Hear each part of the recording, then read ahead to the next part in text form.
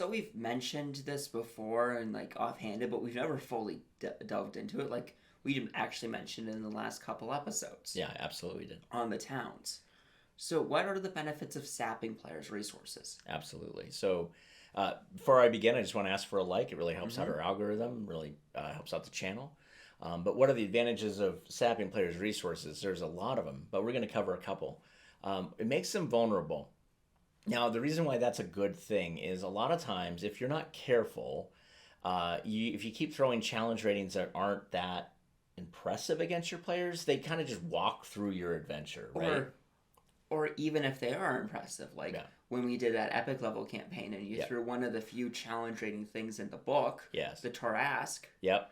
Matt, which was on the our channel a while ago. Back in November, he was playing a wizard, and he just didn't have the wish loaded up to kill the thing. Yeah. So instead, he just banished it to the plane of air. Yeah. So in one turn, the wizard at 20th level just ripped the whole entire encounter away. Yeah. Yeah. You didn't get. I mean, the challenge rating creatures now no longer on this plane. Now, now if you threw several 19th or 20th level other things like some like archdemons and things at us that Matt happened to run through all of his 9th level spells. Right. Now that Tarask is a lot more deadly. Yeah, the Tarask is interesting. Yeah, but the real problem here is if you have a high level wizard, you can't just send one thing. No. And by high level, I don't mean any level. Any level of wizard after, 5th or 6th or something like that, has the ability to do some really good, like, mass damage spells or single damage spells that can kill a player outright. They need to get to 5th level spells. Okay. Whatever level that would be then for D&D 5 or like whatever. 12 or 13, I think. Sure. Point is, when you get to this is even a problem, though, with your fighters. Mm-hmm. Right? If your barbarian can rage kill everything in a round and has the feats to just hit one guy, kill him, and then just kill everybody around him, and has a weapon with a little bit more reach and can do the same thing around there, you have these Chain with Great Cleave is a great example. You have these in unstoppable broken game things.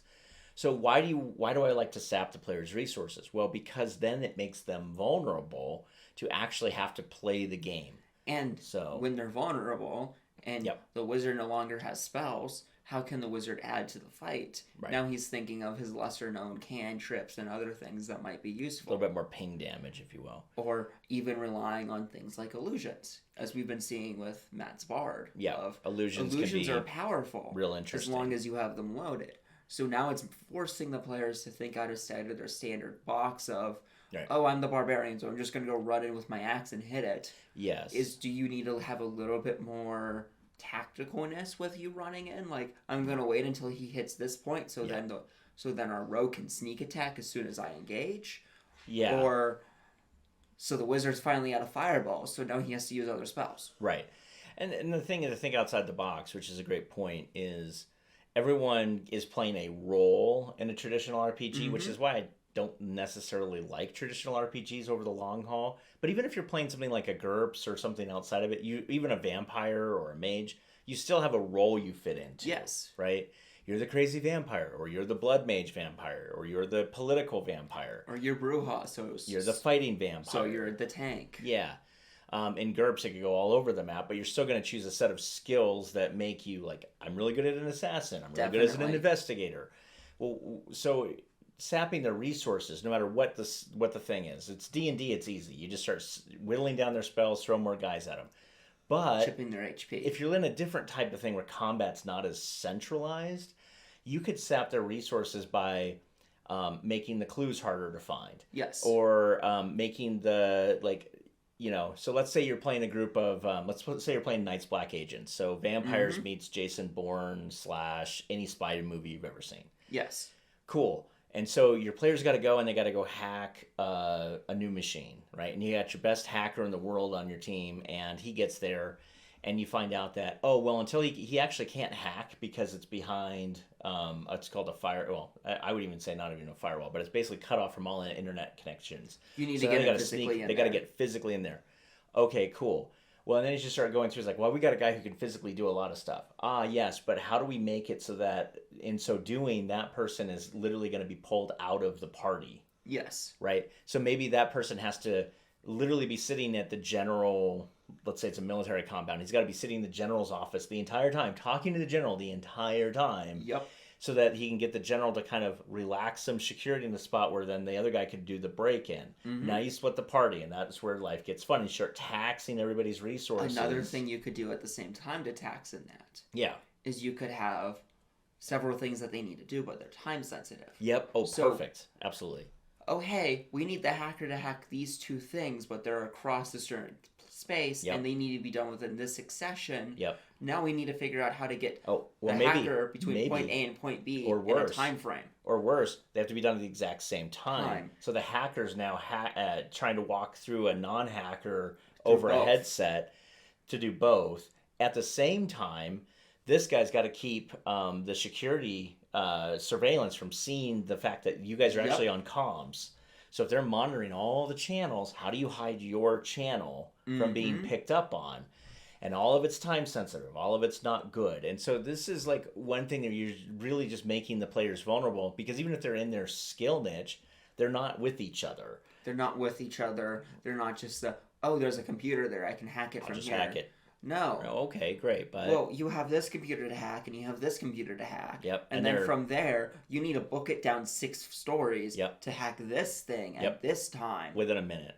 And then... Can you do it? Because I'm the GM, I'm going to be throwing a guard that you guys didn't know about here. Exactly. So now you as the hacker, how do you stealth around that when that's not in your niche? You're not a stealth dude, yeah. You're the guy in the van. You're not the guy at the party, right? Which there might be a tech way of, hey, is there cameras?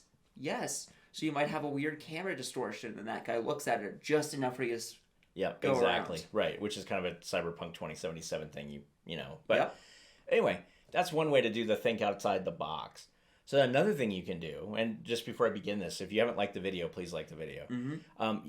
The reason to do this is because it creates a lot of tension and it creates a lot of memorable moments. Fights. Yeah, or conflict in general. It doesn't have to be a fight either. Just a memorable moment. Like the great example from our Return to the Temple of Elemental Evil. Yes. Which is really well since our... I think our GM's listening to this. Yeah. Because it's getting a lot more... We get a lot more stuff thrown at us, which is great. So for like, no reason. Oh yeah, those golems that only get triggered as soon as you walk in the room, that we just keep pinging them. Now we have the cleric that's like 4 levels higher than us. Yeah. In 2 turns, literally just almost kill us. Yeah. And then we almost killed him as well, and then he leaves. So the way to do the memorable tension is, so we were, to fill the backstory of what that was. What was happening is we would just walk through back to where we were, and nothing had ever changed in the dungeon. And so now what's happening is we walk through what we think is a safe area, and we're not doing the proper precautions because we've been lulled into a sense of like we just clear out the dungeon, and obviously no one 6 feet outside the door we had just cleared is ever going to come into this side of the dungeon, which is totally on us. And so now we get like sneak attacked or other things happen to us that just totally saps our resources and makes it really hard for us to do anything. So what it's really nice about it is it's creating memorable moments, memorable conflict where, you know, you're just walking down a hallway, nothing should be happening. Next thing you know, it's like, oh, roll me a blah, blah, blah. And you're like, okay. And it's like, oh, you take 6 points of damage. And you're like, what in the world? Or the outer air elemental that came out of the earth. And came out of nowhere. It was an earth elemental. Came out of there. But anyway, regardless. So one thing you want to do is create tension, because tension, if your players are just walking through whatever you're throwing at them, no matter what game it is, like they're a god and they're untouchable, there's no tension there. And tension, if you look at every story, right, there's not one story except for maybe children's books that are like learning how to read, right? See Dick, see Jane, see Dick run, see Jane run, see them get a pail. You're like, there's no conflict here. Mm-hmm. Once you get out of that stage of reading or telling stories, everybody, even those stories, so look, 3 Goldilocks. What's the tension in the 3 Goldilocks? The fact that Little Red Riding Hood is basically breaking and entering, stealing food, and is still asleep in the bed when the bears come home. There's your conflict. Yeah. Are the bears going to eat her? And I'm sure in the original, probably Grimm fairy tales, they did. But what are the rings? We need to take this ring to Mount Mordor, otherwise the whole entire Earth's gone. Right, and one simply doesn't walk there, except that's what they do. Harry Potter needs to kill Voldemort before Voldemort takes power. Exactly, right. There's always conflict. And so if your conflicts have no tension, so you walk in, there's a dude behind the bar. Okay, I disintegrate him. Yeah. Like, Who cares? Like, Who cares? Like even the recent stories from a lot of the anime and the manga of One Punch Man's a great example. Yes. Even having your overly powerful character, they have the tension. In One Punch Man, he's bored. He wants action again. That's the tension. Yeah, One Punch Man's really a good thing to watch because it's like, how do you create tension with a guy who literally there's nothing he can't do. So you could have a really powerful wizard like Sagig. Yeah. And the tension here is he's gone mad because he's bored. Yeah, exactly. So now he's starting to try to create things to create amusement. The problem is you're his pawns, you're his chess, you're his entertainment. Yeah. You're the person with no abilities to stop it. So we're almost out of time. I just want to cover one last one really quick. You actually might be able to force your players to role play their way out of an actual conflict, and you can do that by taking the whatever's happening to them up a notch. So one of the things we talked about in our last episode was you get out and you get ambushed by bandits from being after you've done wasted all your spells, wasted most of your energy and stuff, and you come out of a cave and you're all dragging and you're all encumbered. The next thing you know, you get hit by a band of bandits who are waiting outside. Yeah. Conflict is not the way to fix that. You might need to role play your way out of it. Can you sweet talk? Can you persuade? Yeah. Can you seduce? Hey. Can you intimidate? Even though you all are tired, they don't know that. Here's a couple hundred GP. Go away. Leave us alone. For us, that's a little bit of pain, but for them, that's a lot of money. It's a lot of money, right? And they might leave you alone. Oh, well, why shouldn't I just kill you outright? Well, let's talk about that. Yep. And then you could do the Dirty Harry thing, right? I don't. You've never seen this movie, but it's Dirty Harry's got I think it's a 6-shot revolver, and he's shot a number of times, but no one remembers. Mm-hmm. And he's walking up to basically the big bad of the thing, and he puts his gun to the guy's head, and he goes, "Did I shoot 5 times or 6 times?" I don't remember, but the question you have to ask yourself is, do you feel lucky? Is that kind of what Clue's kind of referencing with 1 + 1 is? Oh, no, they're not. That's just a hilarious thing that they're doing. But he puts the gun to the guy's head and he's like, do you feel lucky or not? Right? Yeah. Like, do you want to reach for that gun and see what happens? Because I'll pull the trigger. But the question is, how many times have I shot? I don't know how many times I've shot. Do you know how many times I've shot? Because I didn't keep track. And so it's this hilarious moment of intimidation, right? That's an intimidation role, but that's a RPG thing. So if my players had turned to the bandit and said, the wizard speaks up, and the wizard says, "Look, I can cast X number of spells a day. Have I used my disintegrate yet? Yeah. Have I used my baleful polymorph yet? Have I used my last fireball yet?" You have to ask yourself, do you feel lucky today, or do you want to just take $200, 200 gold pieces? You walk that way. Well, we'll walk the other way. Well, the other thing is you're going to have wands. Yep. So I have a wand of fireball right here. Yeah. Or you can take the 200 gold. How many charges do I have on it? Yeah. Could be empty. Could have 14 charges. Yeah. I'm willing to cast it. Are you willing for me to cast it? Yeah. Right? I mean, and wands are a great thing. Or you can just walk away. Take a little bit of gold. You're happy. I'm happy because I'd rather not. 200 gold pieces for not to expend a charge of fireball is probably worth it. Mm-hmm. But wand of disintegrate, same issue. You have the same thing. Or in another game, you have the exact same kind of conversation. It's can I talk? The king has come in with his guards. They all have guns pointed at me, or they all have snipers, or crossbows, or what. Just pick a genre, pick a time. And the next question is, how do you could fight your way out? Yeah. You might survive if you're powerful enough. You could diplomacy. You could try to talk your way out of it. Or bluffs another portion of diplomacy that's rarely used. And honestly, I'll be honest. I'm going to say this, and we're way over time, but here's the deal. Mm-hmm. Here's what I'm going to say. If a player gives me a really good role play, I'm not going to make them roll. Yeah. I'm just not going to make them roll.